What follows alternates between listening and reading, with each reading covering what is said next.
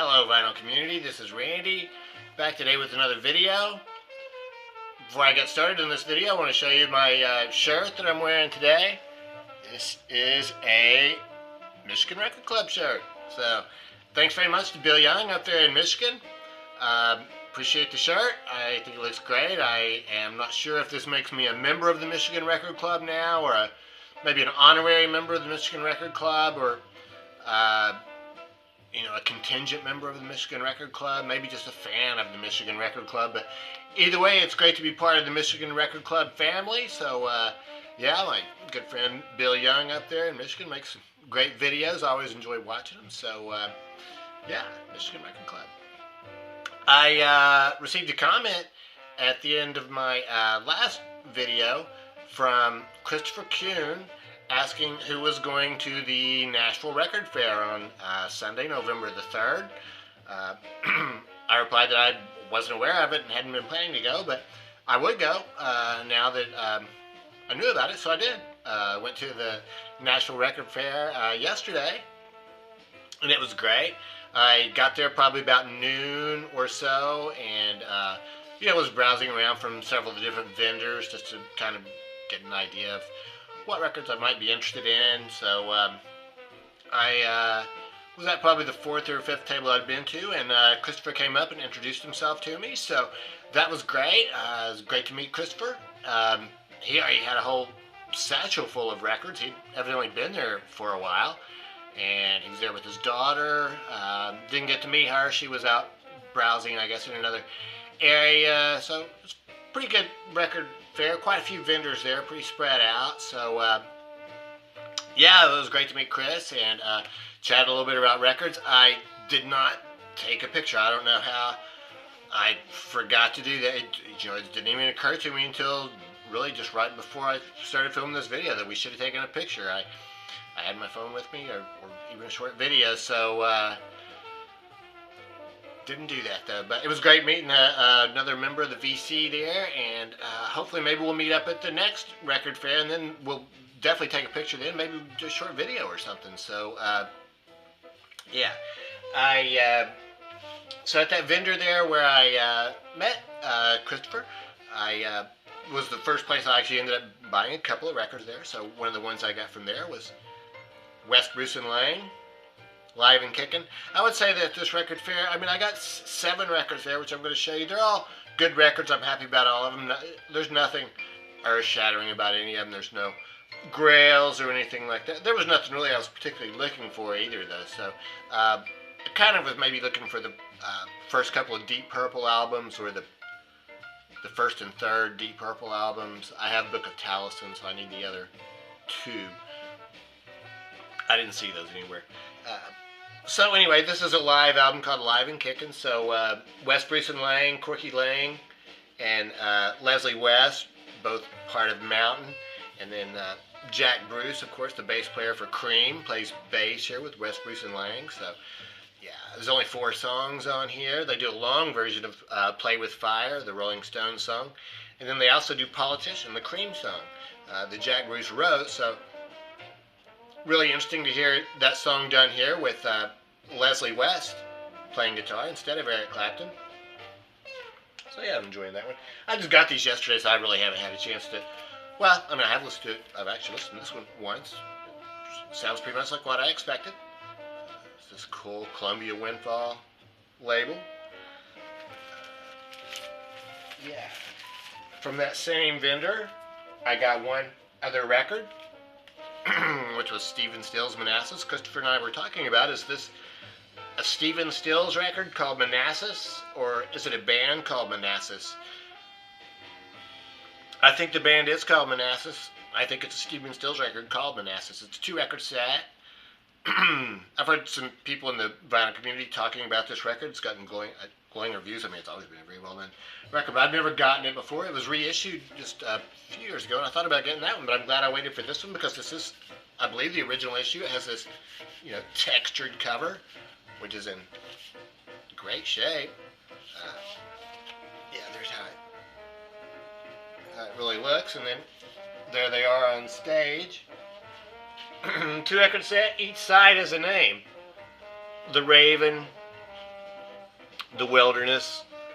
Side 3 is Consider. Side 4 is Rock and Roll is Here to Stay. So, I haven't had a chance to listen to this one yet. I've listened to the first side. All the records that I got there that I've listened to so far, they sound good as far as the quality of the sound. You know,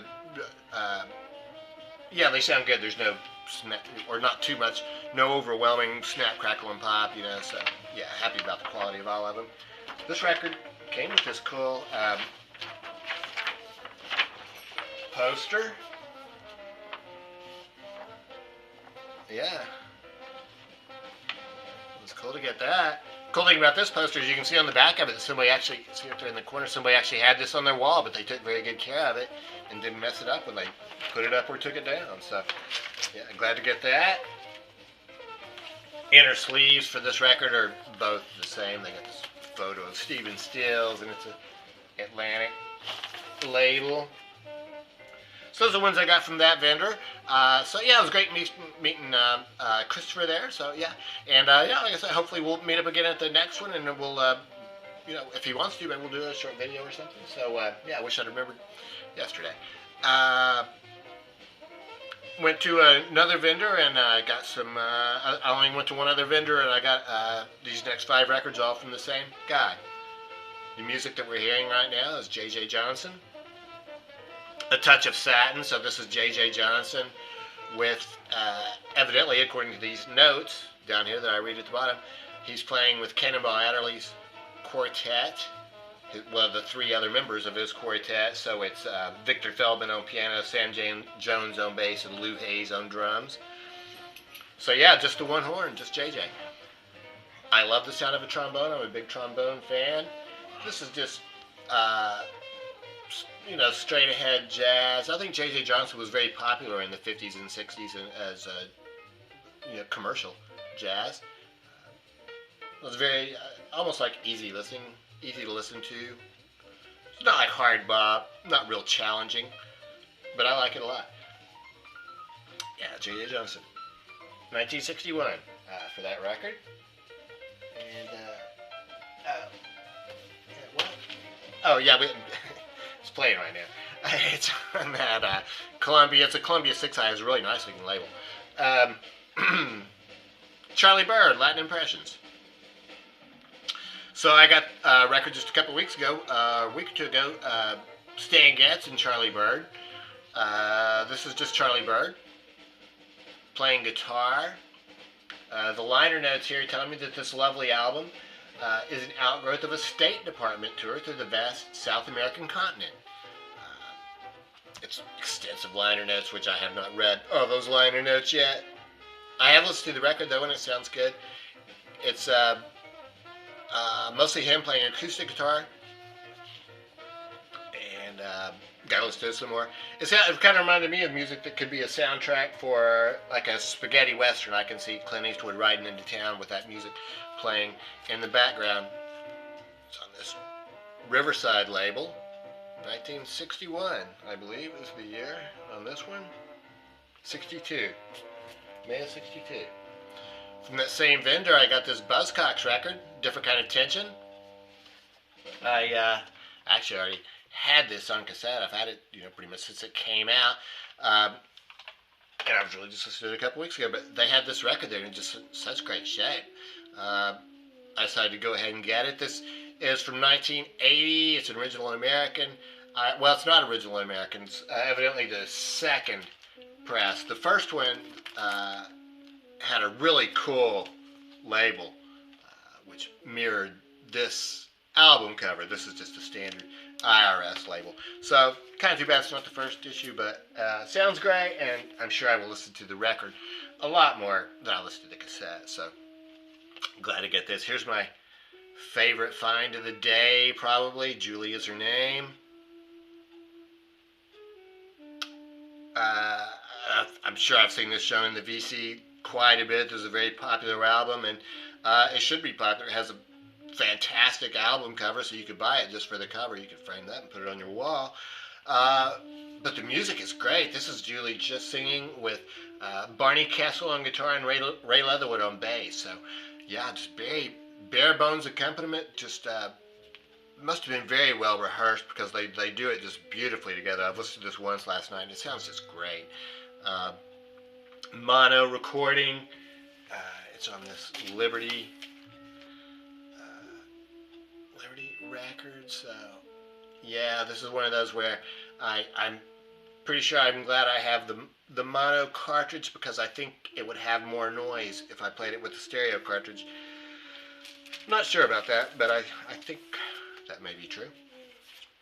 Anyway, so yeah, really glad to get this one. Julie London, jazz singer from the mid-50s. Yeah, being accompanied by Barney Kessel. Julie London was she was married to Jack Webb, you know, the guy from Dragnet. Married to him for a while. Anyway, then she was on the Emergency TV show in the 70s. I have one other Julie London record, which I'm going to show. Didn't get it yet. I've had this for a while, but I figured I'd just go ahead and show it. So I'm doing some Julie London here. Yummy, yummy, yummy. So that was from 1955. Her name is Julie. This is from like 1966 or 65, about 10 years later. This is with full orchestration and everything, so this is really good too. I mean, she still sounds great, but I like with just Barney Kessel much better. Yeah, this is good too. That's on the Liberty label. And then the last record that I got yesterday from that same vendor is on this Savoy label, Charlie Parker, Genius of Charlie Parker. So this is a compilation record of some, I guess like some takes that weren't released as singles, some third takes and things like that from, evidently it was released after he had died, and I guess Savoy was, you know, making everything available that they could, that they had recorded. So, I was very glad to be able to find this one. A good thing about this too is there's almost no repeats from the other Charlie Parker records that I have, other than Coco, Chasing the Bird, and Donna Lee. But other than those three, there are no repeats. And boy, this is one of those where Bird gets the worm. I mean, that first song, I mean, he starts out and he's just going full speed ahead. It's amazing. I did listen to this one time through last night. I really like side two. It gets to some things that aren't quite so frantic, and it has some vocals from Slim Gaillard down here. So some singing, and then also some parts where he's just kind of talking and rapping and stuff. And it has them just kind of like they're in the studio with some background music, and he just plays some chords, and they just play some solos over it, and you can hear him talking to Charlie Parker and to Miles Davis. The two trumpet players on here are Miles Davis and Dizzy Gillespie. So, yeah, Dodo Marmarosa on piano, the best name ever, I think, in jazz, or, yeah, Dodo Marmarosa. So, yeah, really glad to get this one. So, it was a very successful Nashville record show. It was great meeting Christopher Kuhn. And, yeah, like I said, I hope we can meet up at the next one. And, yeah, also the shirt, so Michigan Record Club. And, yeah, so let me know what you think about these records that I got. And thanks very much for watching. And I hope everybody has a great day.